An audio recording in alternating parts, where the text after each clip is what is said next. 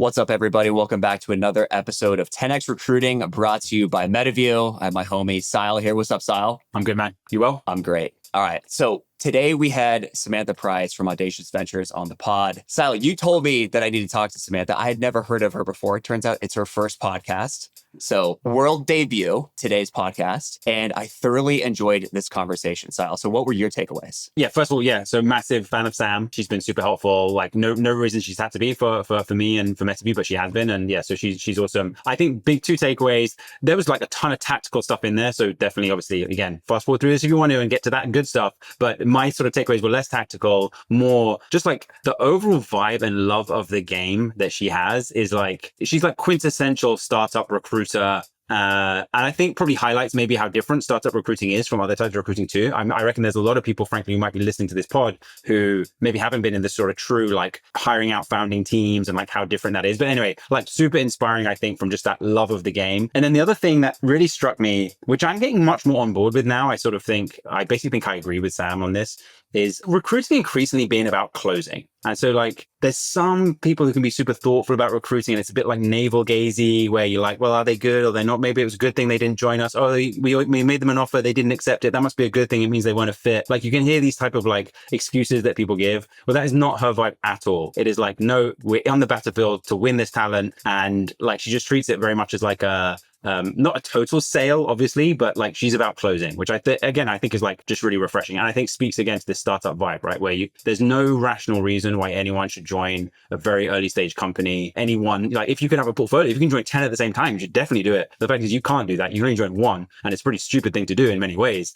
So you really have to have some good reasons. And therefore that's why it's so much about closing, which I still thought is really cool to hear. Yeah, she nailed that. She had some like banger quotes. So a couple that I love. The first one is talent 1.0 is advice. Talent 2.0 is doing. And so we had Arthur Matuszewski was on a couple of weeks ago, and he talked a lot about this. I'm finding that the best talent practitioners now are talking much more about actually doing things than what other people should do, right? And that's how they deliver value. That's how they earn the respect of founders. The second one that I wrote down is none of these founders need us. And it's such a good point. Like when you're a recruiter and you're recruiting for a company, if you don't have one of those generational founders who's helping you get candidates across the line, there's absolutely no way you can build a world-class team. So I love this episode. Sile, I know you love this episode too. And without further ado, here is our show with Samantha Price from Audacious Ventures.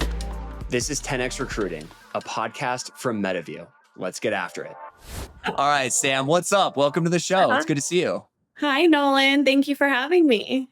All right. So your background is fascinating. Can you tell the audience just a little bit about you in a couple of minutes? Grew up in Redondo Beach. I still have my 310 number. I'm not getting rid of it. That's why you're so tan. Now it's it my makes identity. sense. But came up to the Bay actually for school, never left. I got here before Uber, before Airbnb, before all of that. Put myself through school, worked 2 to 3 jobs to do it, and have always been quite entrepreneurial in my own sense. Wanted to land in an industry where I could control my own destiny economically.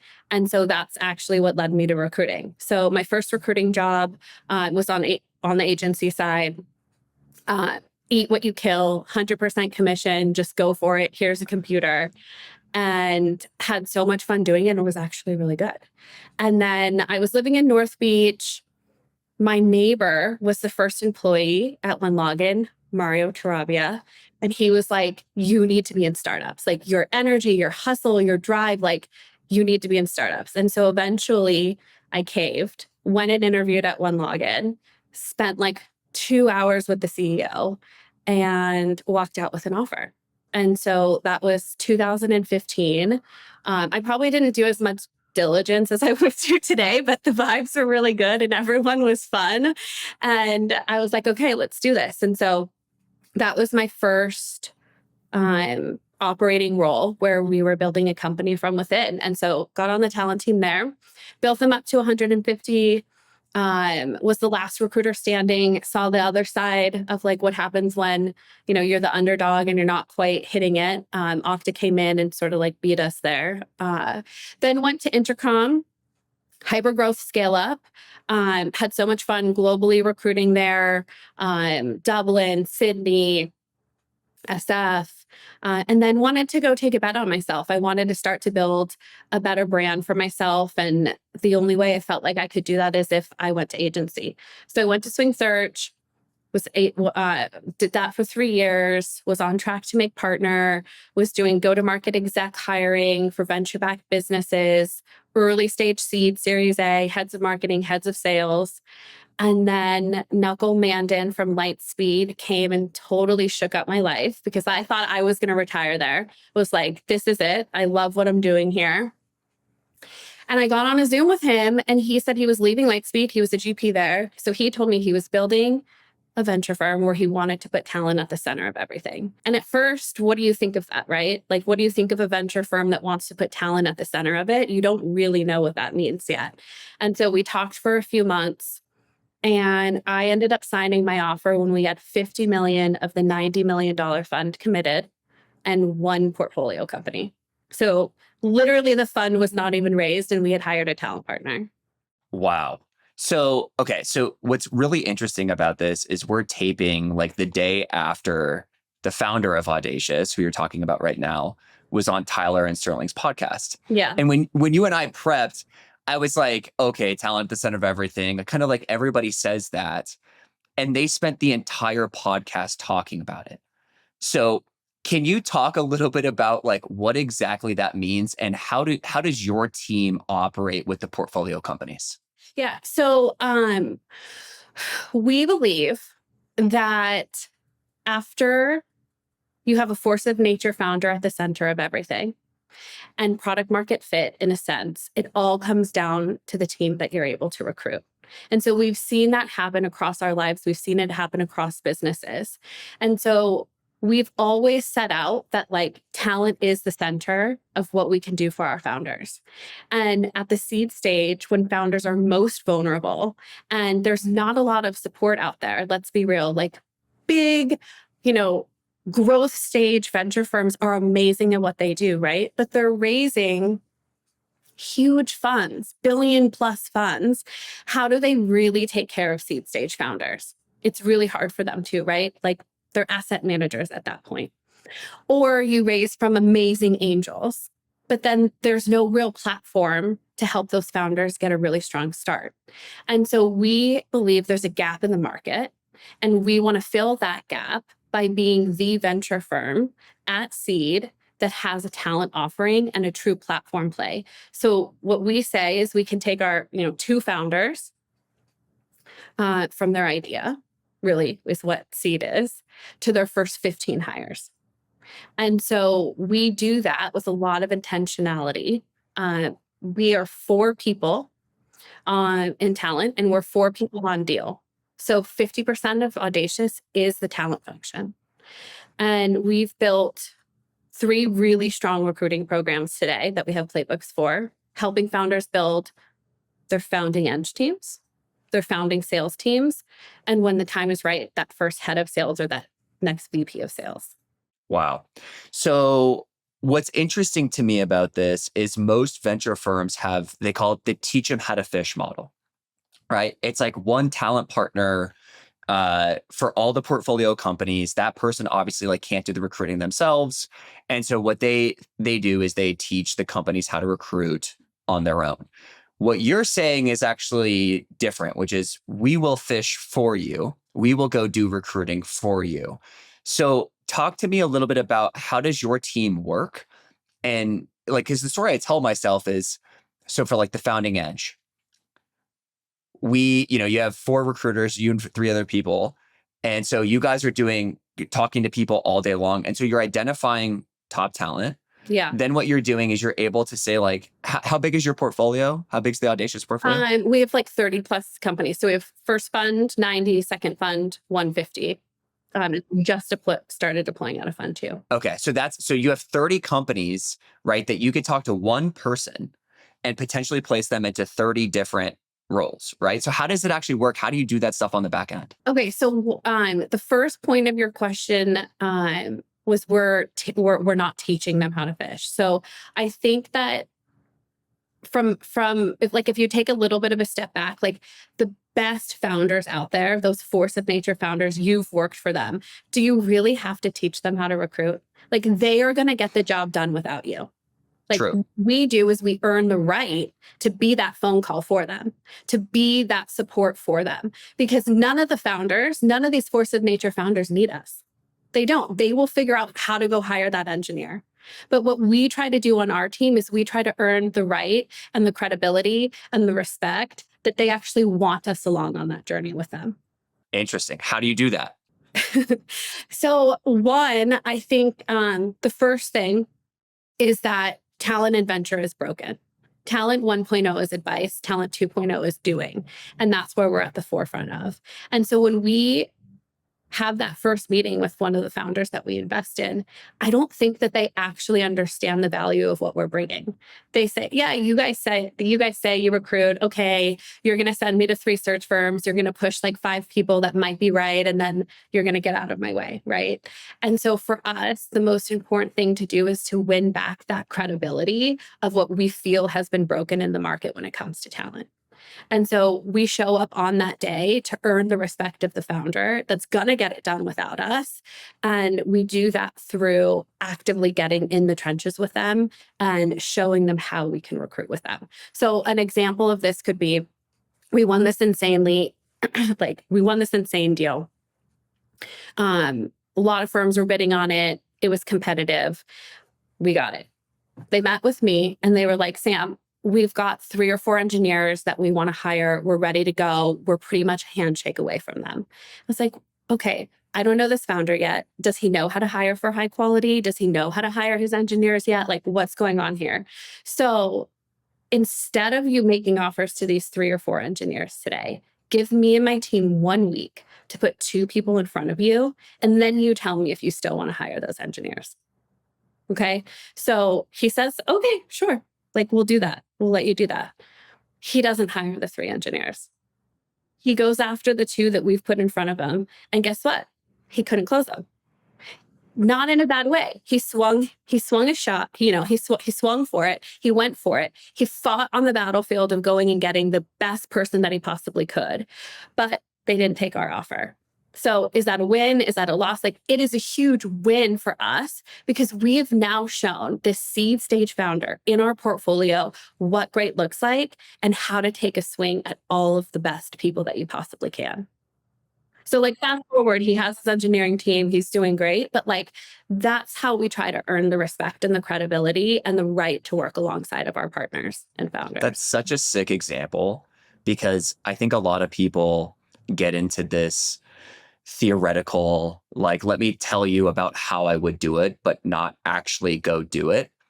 And I find that the best way to earn trust is to actually do the work and let the work speak for itself. And in that example, like it's so true because especially for hiring managers broadly, not just founders, but hiring managers broadly, that, as they're first getting into it, they don't know what world-class looks like. Yeah. And they often settle for good.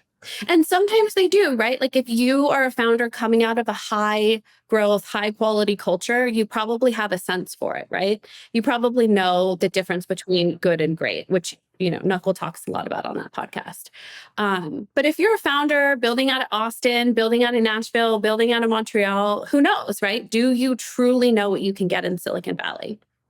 And so that's what we really want to show our founders. And so that's how we try to show up and we earn the right and we earn the respect, hopefully, on how we can help move the needle for them. Wow. Okay. So then, in this example, so this founder doesn't make these hires, right?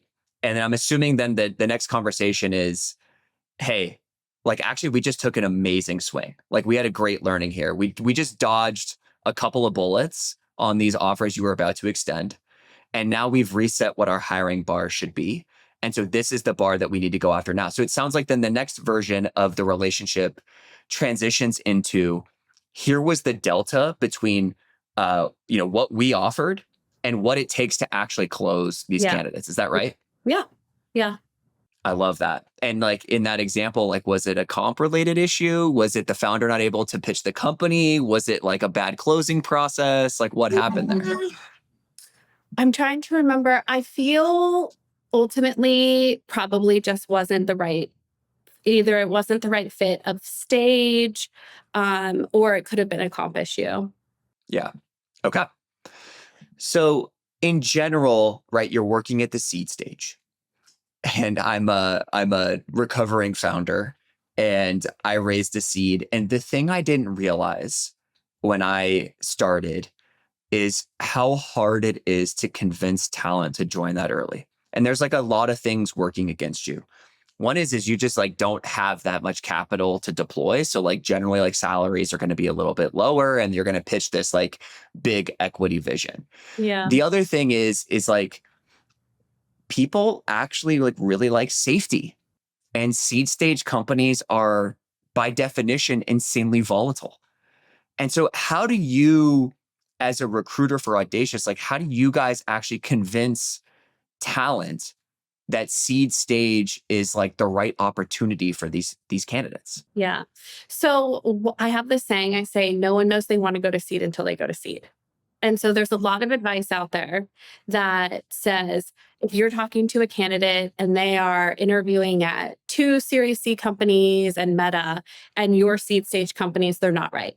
Like, I fundamentally disagree with that because I think what closes people at the seed stage is the opportunity to work with amazing people, right? The founders close. You don't join a company at seed stage really because of the company yet. You join because of the founders. And so I try not to like look at that. I try to say like, cool, can we keep us in the process with this person until their very final decision? Like if it's us and a series A, Series B, Series C, like more growth stage firm, amazing. We got to stay in their thought process the entire time until their decision. So I don't look at it like that. And I think you don't really know you're going to go to seed until you meet an amazing founder, a force of nature founder that completely changes what you were looking for. And so it is a little bit of like convincing people. I think another part of this is like the relationships that we're building. We're 4 full-time people dedicated to talent. Our entire mandate is how do we meet the most interesting, the most 10x salespeople, engineers, et cetera. Like, how do we meet these people? Part of it is how do we earn their trust so that when Sam calls them or one of my recruiters calls them and says there's this opportunity, they're going to pick up and they're going to listen. And so it all starts with the relationship building that we're doing. And so we might meet someone today that we don't place for 1 year or 2 years, but we play the long game. Maybe it's 6 months, maybe, whatever it ends up being. And so a lot of it is trust that we're trying to build with our candidates in the market. So, hey, we have 2 Series A companies, we have 2 Series B companies. You're starting to look. Why don't I introduce you to those 2 founders? But I have this seed stage company that is completely changing the game in X, Y, and Z. It's a force of nature founder. Kleiner did the deal with us. It's the biggest seed deal that Kleiner's ever done in this sector. Just talk to the guy or girl, right? And then you start to win them over emotionally and in their hearts, and you start to court them and pull them in and pull them in. And again, this doesn't take away, like, you still as that seed stage founder need to vet and you need to make sure this is the right fit for you. But it's like this courting process, and like every single interaction, are you pulling them in closer? Are you pulling them in closer? Are you emotionally selling to what they're looking for? Yeah, what you're describing is what savant level recruiters do, which is just get to the next conversation. Mm-hmm. Like at the very beginning, you're just trying to get them to get on the phone with the founder. Yeah. We're not trying to close them yet. Like to your Yeah. point of, to your saying, like we haven't earned the right to do that.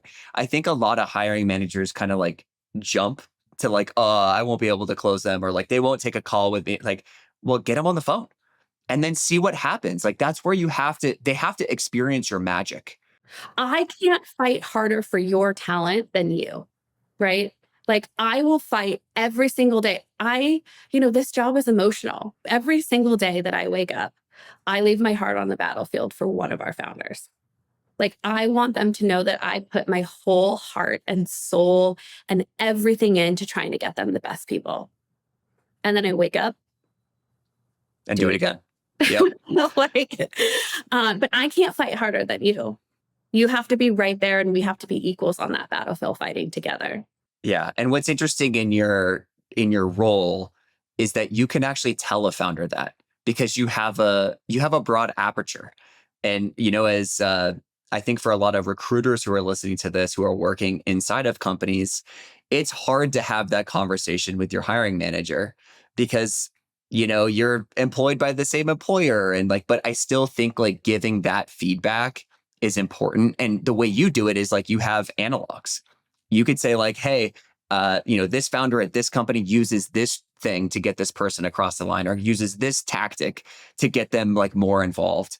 And so and I actually think that's a common thread of what great recruiters do, is they share learnings from the best people to influence and to give feedback to hiring managers.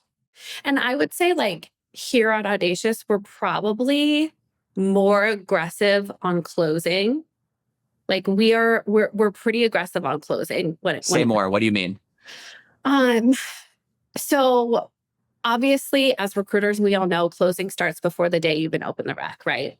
Closing starts by building intentionality into what you're doing, by making sure that you understand what you're hiring for. If you can't describe to me what you're hiring for, I'll never be able to find that for you, right? We have to do it together, but closing starts by building intentionality into what you're scoping. Have we built a role that makes sense for the market? Have we built a role that can attract the 10x engineer or the 10x salesperson or whatever it is? Do we know the years of experience that we're going after? All of that. So closing starts in the beginning, right? But we train our founders on 50% you're vetting and 50% you're selling in every single interaction. And we for example, what do we do on the close? Once we know, we've vetted this person, we've done the back channels, we've done the references, we want them. We feel if you're paying 90th percentile for this, you're getting a deal, right? We're pretty aggressive when it comes to comp. Interesting. I mean, look, there's bands at which I wouldn't advise a founder to go out of at seed stage, right? But we have speed and conviction that closes these people.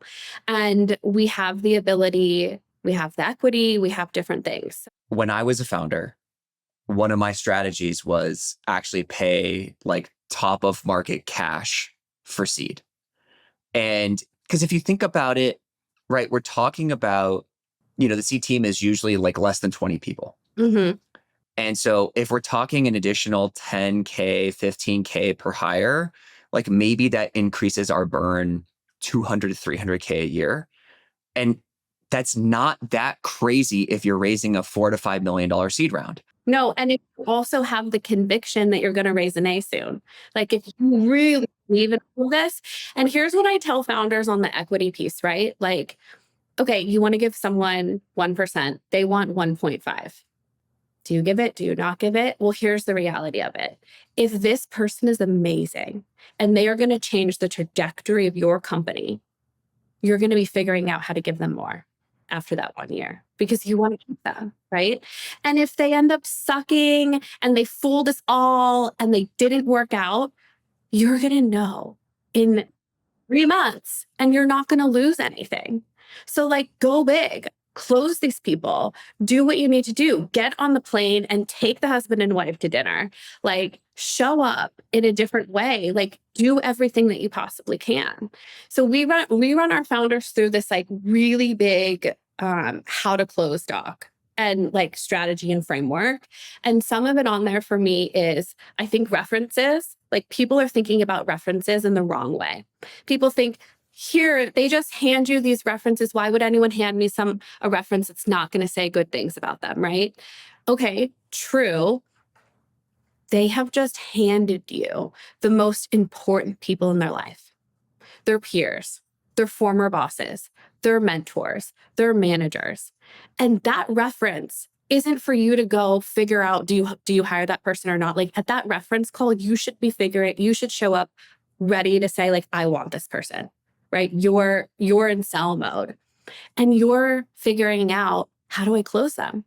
So you're showing up in a way where that reference then leaves that call with you calls the candidate and says, who in the hell is Nolan Church? You need to go work for him. Like, holy shit, this guy's amazing, or this girl's amazing. And then the last 10 minutes of your reference, you're saying, look, I want Nolan on my team. I want him. Where's his head's at? Like, what do you think? Like, how do I close this guy? Do you think he's there? Well, who else do I need to convince in his life? Is his boss, is his significant other available? Like, are they going to let him go to seed? Like, are they on? You should already know that as a founder, right? But it's asymmetry. Like, yeah. you're using the asymmetry that the candidate provides you as leverage to help you get them across at the finish line. That's gold, Sam. Yeah. And so I think people think, oh, I don't need to do reference. I'm like, absolutely not. You need to do this reference, and here's why. And I think, like, also getting ahead of like any of the insecurities that the person has, you can talk to about them with that reference. Like, they know these people. Okay. So I love that tactic. That's really good. The other thing I do with references is, there's always, people are imperfect. And so there's always going to be something that shows up.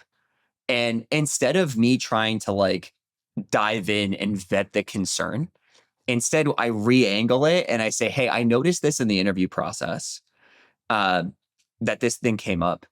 What's the best way to deliver feedback to this person so that they hear it and can improve?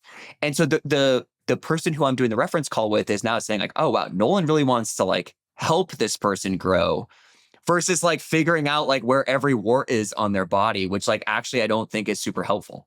Yeah. And then you, on that day when that person joins you, you have a blueprint on how to already work with them. Exactly. Yeah. God, that's good. What else is on this closing doc? What else is on closing? I mean, pull a significant other in very, very early in the process. Say more about that. How do you do that effectively? A lot of it at seed is actually not the candidate. It's the significant other and getting them involved and saying yes, right? Especially for the more senior, like that staff level engineer that's about to have a family, all of that. Like, you have to get that person in and you have to get that person believing. And so if you can do a lunch with the significant other, if you can do a dinner with a significant other, if you can check in along the way, like every time that you are ending an interview or a coffee or whatever that touch point is that you're having with a candidate. And like that last 10 minutes is just, hey, I just want to check in. I know last time we spoke, your husband was like, I don't know about seed, Sam, or, how are they feeling today? Like, what do you think we can do? Like, are they on board? Like, have you guys had more conversations around it? And then you're just getting a gut check on like, what is the viability that I'm actually going to be able to close this person? And where should I be spending more of my time? And if this is like an absolute hardcore, no, my husband is not going to say this, then maybe you put your attention somewhere else, right? Like, you're trying to understand who else is involved in their decision and how do you either get them there or how do you decide to like cut it and spend time with different people. Oh, that's so good, because you're not just relationship building with the candidate, you're relationship building with their family. And at seed, especially, like, it's such a life commitment. Like, it's not like, oh, I'm going to go clock 35 hours this week and hit the nap pod. It's like, you're going to grind. You're going to work 6 days a week at minimum. You're probably going to work 60-hour weeks. And so it's going to be a huge part of your life. And so you need to think about the other people involved. I always love, actually, Sile and I were talking about this, MetaView CEO, the other day. And I was like, one of the things I love to do for candidates who have kids is to understand their gender and how old they are. And if it's like a 9-year-old boy, right? Like, and a candidate tells me about that and I want to close them with the offer, I'm showing up with like a Lego, like a dope Lego for the kid. Because it's so easy. Like, it's just like, loop them in, be a human. Trust me, it's the last 10% that no one else is doing, right? There's a lot of smart, ambitious people in Silicon Valley that can sell well, that are charismatic, that are doing all the things you're doing. But that last 10% is what's going to change it. There's an article out there about Bipul Sinha, who's the CEO of Rubrik. He got an engineer to join by throwing the wife a baby shower of her dreams. It's so good. And I don't know what the details of it were, like, but like that's the kind of mentality we want to see in our founders, right? Like you have to show up to fight. I always say, you don't get the talent you deserve, you get the talent you fight for. I love that, Sam. Okay. So you have a very wide aperture on the candidate side to say these people, or these qualities rather, are going to be successful early stage, and these qualities for somebody are not. What are the qualities of the candidates that are successful at the earliest stages? I know this is always hard. I think Keith Raboy has something out there where he says he doesn't hire anyone under 30, like all these different things that are out there, which is like Yeah. wild. I think the point he's making is you need to have high energy. You have to have the stamina. You've got to be able to work the weekends, like all of that, which I understand. It's just a spicy take on it. So I think that what we look for is we look for people who want to leave a mark in Silicon Valley. There's so much ambition out there. We are playing at the biggest playing field in all of tech, being here in Silicon Valley. And everybody, when you really break it down, like everybody wants to get that claim and that fame of, I was employee number 5. I was employee number 10. Like I built this company with this founder. And not everybody gets that recognition. If you join as employee 200, you'll never get it, right? You might get other glamour and other things out there, right? But we really look for people that want to say that they left a mark in Silicon Valley. And it might be mission driven. It might be economically driven. Like there's all these things that it could be, but like, do you have a chip on your shoulder? What's the most risk you've ever taken in your life? And when I ask candidates that question, they say, personally or professionally? I'm like, I don't care. Like, did you follow a love interest to Italy and like leave everything and it didn't work and you had to come back? Like, that's risk me. That's risk for me. Like, that's a cool story that you did. Like, you believed in yourself and you figured and you went for it, right? Sometimes people give me work examples where it's like, I believe this program needed to exist. And I pushed it and I pushed it and I pitched our CEO and I got the approval. I got the budget and it fucking failed. That's a risk. You put yourself out there. So I think what we're really looking for is we're looking for people that want the recognition of being a under 10 or under 15 employee, where they just want to build, they want the impact, and they want the recognition in that sense, right? And they're risk on. Like they're down to take the risk. Yeah. Yeah. And that there's something in their background that shows that they can do this. Like I'm looking, like the feeling I want to have when I'm interviewing someone before I put them in front of our founders is like, that person can figure anything out. Whether it's like how to connect the Bluetooth microphone on a computer to like whatever problem is getting solved in the business. Like I want to leave with this feeling that I don't know where they're going to go in life. I don't know what will happen next with them, but I want to bet on them. And so I think that's like the main thing that we look for. Because a lot of people will tell you they want to go early. And we do a big anti-sell too. So I'm a big believer in the anti-sell, but can you give me the way that you think about it? I think what I try to do, and these are like my little recruiting hack, but I try to make the person on the other side feel so comfortable that they just start talking to me like a friend. And I'm kind of like, I'm giving them a little bit of advice. I'm pushing them this way or I'm pushing them that way. I'm seeing which way they go. And then I'm just starting to ask questions like, well, what are you really optimizing for right now? Are you optimizing for like insane career trajectory and like you want to go do something that it takes 5 years to do in 2? Or like, are you optimizing for like you love your weekends and like you're totally fine? And then because the guard is down, they're just starting to open up. And so that's like the first way I do it. And then the second way is I'm like, I was gonna pitch you on something, but it's super early stage and I just don't know if that's for you right now. Oh, that's And so they're good. like, That's oh, so good. that's not for me. Like, oh, well, I'm like, I mean, I'd hear about it and I'm like, okay, like I'll tell you about it. And then like I sell the shit out of the company. Right. And then I'm like, okay, so like maybe we can follow up in 6 months or so when I might have something more later stage. And like, well, no, like I'm actually really excited about that company. Can I ask you a couple questions? Like it's kind of like the anti, and then I keep doing it. And when they keep fighting for it, I'll give them a chance. That's reverse psychology 101. That's fucking gold. Maybe Yeah. it's not quite the anti-sell. Yeah. But then we do an anti-sell at the end. Like, are you really sure you're ready for this? Like yada yada yada. Yeah. And in that you're really like telling them like where all the warts are for the company and like how hard it's going to be and like what it's actually going to take to build it. Because I think I've been around some really good closers, and I think the good closers are trying to close at all costs.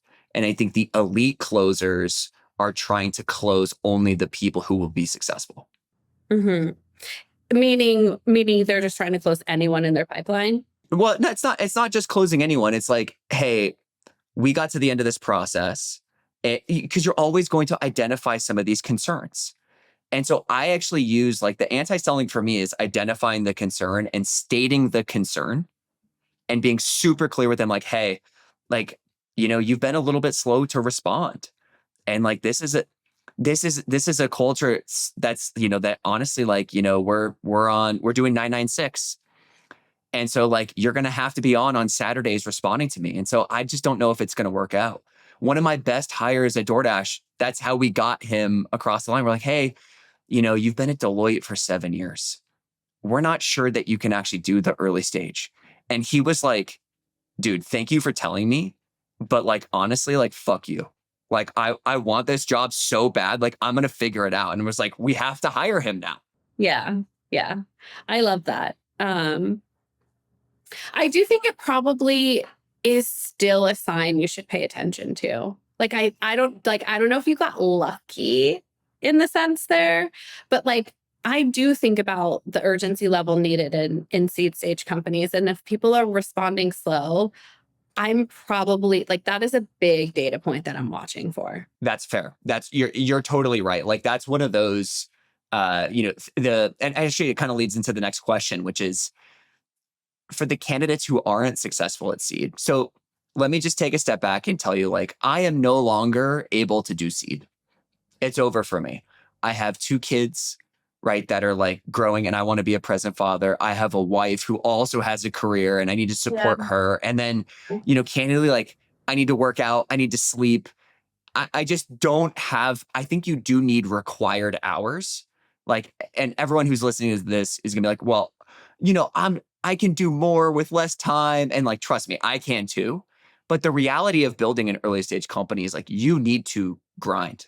Like, you cannot replace hours. And so I guess 1 is, do you agree with that? And 2 is like, what are the other fail states for early stage candidates? Yeah. I feel like one of the things that I've seen fail is like somebody comes in and they try to do it all themselves and they don't ask for help when they need help. And then they just get completely burned out. Like you see it a lot. Like maybe we put in like a new head of sales into one of our companies. They really want to prove that like, I can do this. They've got 2 or 3 people that they want to hire, but they're not asking for me to help them close. They're not asking their founder to get on a sell call. They're not asking their VCs to send them emails. They're not asking like all these things. Like everybody's just trying. They're trying to like, I don't want to use the term like Hero mode. Yeah, but it's like, no, like the most successful people at seed know when to use the resources around them. And it's not just a solo game. It's like, we're a team now. And like, let's use everything we possibly can to close these people or to close this deal or whatever it is. And so I feel like a big thing I've seen when it's just not successful is trying to do it all yourself. That's so good. It's so true. And by the way, in life, right? Like, we're all just winging it at the end of the day. And the smartest people ask for help all the time. Now, they've tried something first, typically, right? So that, it's like the old "let me Google that for you" meme, right? It's like they're not showing up, be like, what do I do? they're showing up being like, hey, I tried these 3 things and I'm hitting a brick wall right now. Here's how I'm thinking about it. What's your feedback on my approach? Like, that's how the smart people actually ask for help. Yeah. And then I would say probably there's like cultural misalignment at Seed that can happen because the culture is getting built in the moment, right? Like there's the culture at Seed, there's not all written on the wall. And I know that culture is deeper than that, right? But you really have to think about, like, the way that I think about culture is if you had your perfect person for this role, which we know doesn't exist, but if you had your absolute person you wanted to hire, 10x engineer, 10x salesperson, whatever, and they were amazing, top performer, crushing it, they leave. Why are they leaving? That's what you need to figure out your culture. Like, is there something that you're going to do that's going to turn away the best people? Because then that's what you need to interview for, right? Like, do you have a wildly candid style of feedback? In the moment, doesn't matter. We don't care about our words. We give feedback. Well, maybe your 10x salesperson is a little too sensitive for that, doesn't love it, and that's why they're going to leave. And so I think there's a little bit of like cultural things that happen because you just don't know your culture yet, and you don't quite know how to get that chemistry fit. Yeah, that's a good point. And in that example, I actually think it should be more the company being honest and trying to identify how they do things versus contorting their culture to win those candidates, because then the next thing you know, like, they don't have any culture. You absolutely shouldn't. You should let the candidate walk if they're not going to, because then you're going to be replacing in 6 months. Exactly. And you're going to lose all that time. Exactly. Sam, this was a masterclass in early stage hiring. Thank you so much for taking the time to jam with me. Yeah, of course. Thanks for having me, Nolan.